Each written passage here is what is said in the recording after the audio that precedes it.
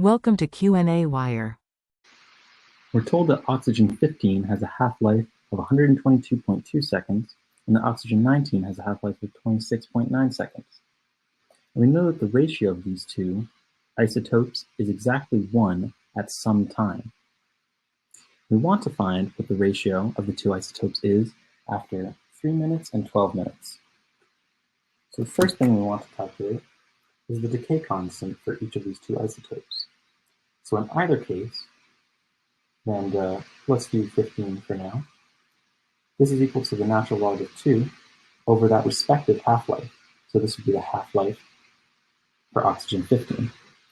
And likewise, and for 19, the decay constant is given by the natural log of 2 over the half-life of oxygen-19.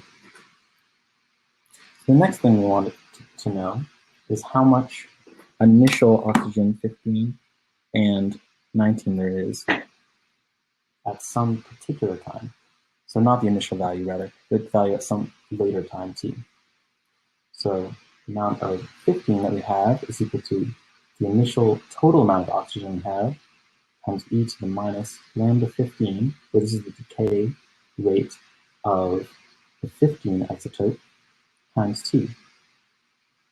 Similarly, at some time, we'll have that the number of oxygen-19 isotopes is equal to the initial number of total oxygen in our sample times e to the minus lambda 19 times t.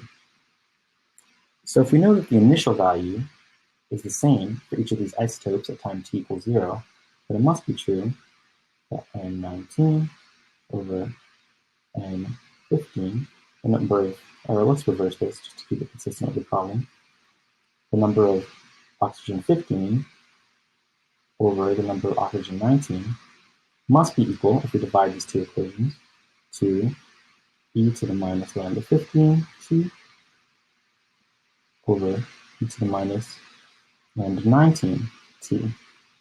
So now this is a function where we know all of the variables, and we can plug in for the time at, first of all, 3 minutes, and then after 12 minutes.